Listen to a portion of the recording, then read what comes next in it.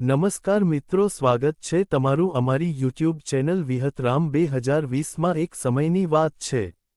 પાવાગઢના રાજા મનુ રાજા રોજ સવારે ચોખ્ખા ઘીની સુખડી બનાવી મહાકાળી માનને ચડાવવા જતા। સુખડી ચડાવીને તેઓ રોજ પૂછતા, હે માડી, મારી સુખડી તમને પહોંચીને? એક દિવસ મહાકાળી માં બોલ્યા, હે મનુ રાજા, તું તો મને સવા શેર ઘીની સુખડી ચડાવીને 4 વાર પૂછે છે। પરંતુ આ દુનિયામાં કેટલાક ભક્તો એવા પણ છે, જે મને પોતાનું માથું પણ ચડાવવા તૈયાર છે। આ વાત મનુ રાજાને ખોટી લાગી। તેમણે વિચાર્યું કે આવો ભક્ત ક્યાં હશે? પછી તેમણે પાવાગઢના ડુંગરના પગથિયા પર કાયદો લખાવી દીધો કે જે કોઈ મહાકાળી માનને પોતાનું મસ્તક ચડાવવા તૈયાર હોય એ જ ડુંગર પર ચડે। આમ કરતાં ઘણા મહિના વીતી ગયા। કોઈ માણસ તો શું, પંખી પણ ડુંગર પર આવતું નહોતું। ત્યારે મહાકાળી માં વિચારમાં પડ્યા અને આકાશ માર્ગે નીકળી પડ્યા। રસ્તામાં બાબા બાળીનાથ તપસ્યા કરતા હતા। તેમણે પોતાની શક્તિથી આકાશમાં દિવાલ ઊભી કરી અને મહાકાળી માનને રોક્યા। બાળીનાથે પૂછ્યું, હે દેવી, ક્યાં જાઓ છો?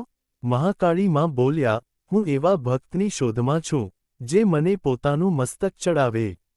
ત્યારે બાબા બાળીનાથ બોલ્યા, ઉજ્જૈનમાં રાજા વિક્રમ છે। તે ખૂબ પરાક્રમી અને સચ્ચા ભક્ત છે। કદાચ તે તમારી ઈચ્છા પૂર્ણ કરશે। બીજે દિવસે મહાકાળી માં અને બાળીનાથ ઉજ્જૈન પહોંચ્યા। રાજા વિક્રમે મહાકાળી માનને જોઈ તરત જ પ્રણામ કર્યા અને પૂછ્યું, હે માડી, તમે મારા દરબારમાં કેમ આવ્યા? મહાકાળી માએ આખી વાત કહી। રાજા વિક્રમ બોલ્યા, હે માડી, હું તમને મારું મસ્તક ચડાવવા તૈયાર છું। પરંતુ પહેલા મારી એક મુશ્કેલી દૂર કરો। વિક્રમે કહ્યું કે તેમના રાજ્યમાં જ્યારે કોઈનું મૃત્યુ થાય, ત્યારે જે 4 માણસો મૃતદેહને સ્મશાન સુધી લઈ જાય, તેઓ પાછા જીવતા ફરતા નથી। મહાકાળી માએ આ રહસ્ય જાણવા સ્મશાનમાં જવાનું નક્કી કર્યું।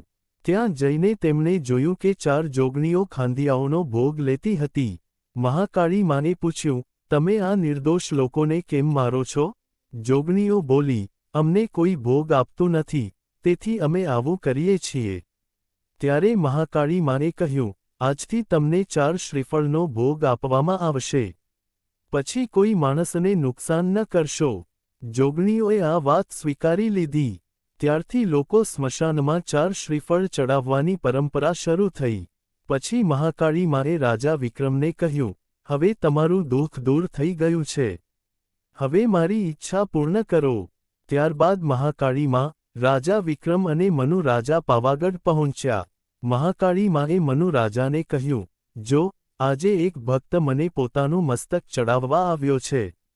આ સાંભળતા જ રાજા વિક્રમે પોતાની તલવાર કાઢી અને એક જ ઘામાં પોતાનું માથું મહાકાળી માનના ચરણોમાં અર્પણ કરી દીધું। મનુ રાજા આ દૃશ્ય જોઈ આશ્ચર્યચકિત થઈ ગયા। ત્યારે મહાકાળી માં બોલ્યા, હે મનુ રાજા, દુનિયામાં સાચા ભક્તો પણ હોય છે। અને જે ભક્ત મને પોતાનું સર્વસ્વ અર્પણ કરે, તેને હું ક્યારેય વ્યર્થ જવા દઉં નહીં। એમ કહી મહાકાળી માએ રાજા વિક્રમને ફરી જીવતા કરી દીધા। આ રીતે મહાકાળી માએ સાચી ભક્તિ અને વિશ્વાસનો પરચો આપ્યો। આ વિડિયો પસંદ આવ્યો હોય તો અમારી યુટ્યુબ ચેનલ વિહતરામ 2020 ને સબસ્ક્રાઇબ કરો।